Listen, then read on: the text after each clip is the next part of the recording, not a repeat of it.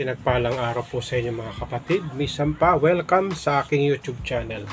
Meron po tayong tatalakayin sa coins na ito sa 25 centavos. Year 2025. May value na pa kaya ang ganitong coins? NGC year 2025. Alamin po natin.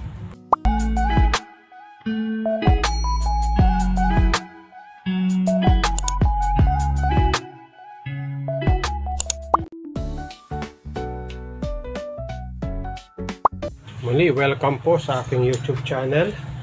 So, year 2025. Ito po yung tatalakayin po natin, ano? So, alamin po natin sa numista kung ilan po yung kanilang vintage. Ayan. 25 centavos BSP.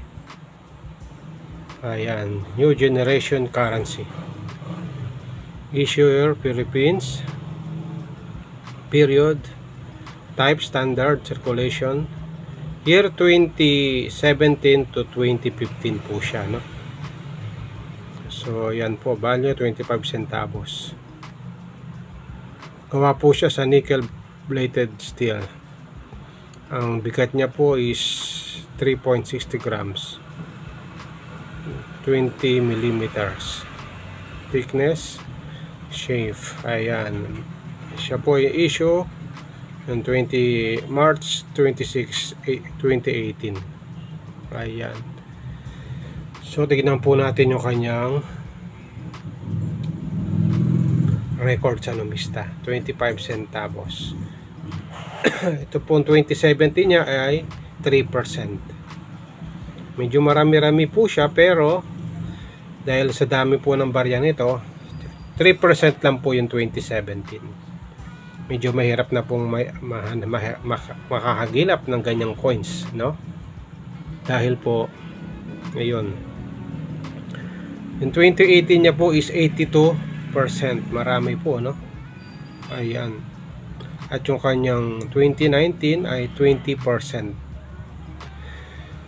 So marami po yung 2018, ano? At yung kanyang 2019 is 11%.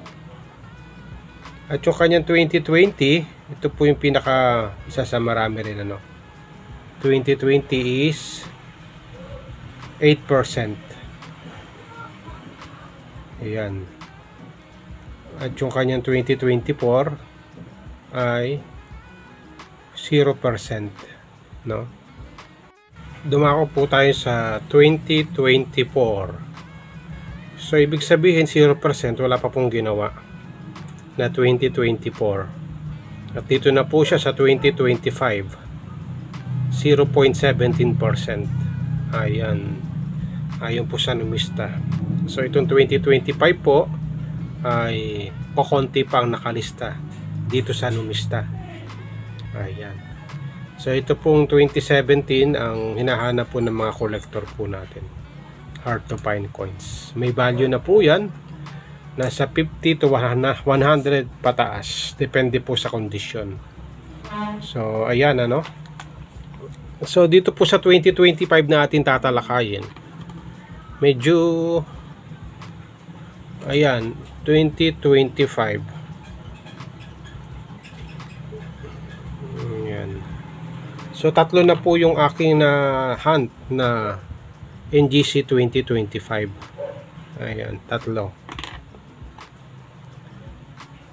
So, ibig sabihin, itong 2025 ay medyo marami-rami na rin.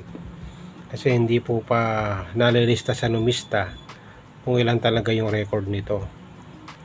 0.17 pa lang yung naka-record. Pero sa totoo lang, pagka nagsilabasan na po yung ginawang ganito, magiging common na lang po to kasi bago pa lang 2025. So hindi na po nagkaroon ng 2021. Itong 2020 po ay latest na ginawa. Tapos itong 2025 na. Wala siyang 2021, 2022 at 2023, 24 nalaktawan, ano. Yan. 2025 na. Kaya sa ngayon po, wala pa ganong value itong ganitong 25 centavos year 2025. Ayan, ano? Ito po yung 2018. 2018, 2019, at saka 2020. So, ang hard to find po dito, wala pa ako, yung 2017 na ganito. So, kung makikita nyo po yung aking binubuo, ayan, 25 centavos BSP coins, between 1995 hanggang 2017. Ang kulang ko po ay 2006 at saka 2008 dito po sa binubuo ko, no? Ayan, mula 1995 hanggang 2017 na NGC. BSP pala. Ang hard to find po dito is year 2006 at semi hard to find 2008. At dito naman sa tinakay natin sa NGC, ayan, 2017, 18, 19, 20.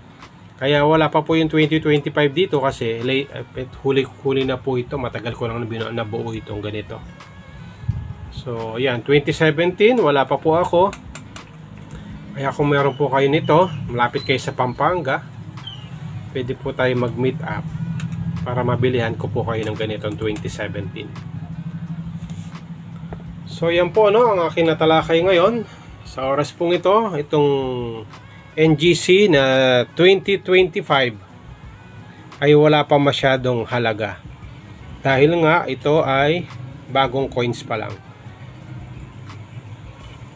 0.17 ang record sa numista. Pero nakatatlo na po ako, kaya madadagdagan pa po yan. So maraming salamat po sa inyong pagsubaybay sa aking YouTube channel. Kung may natutunan po tayo, please like and subscribe sa aking YouTube channel. Salamat po.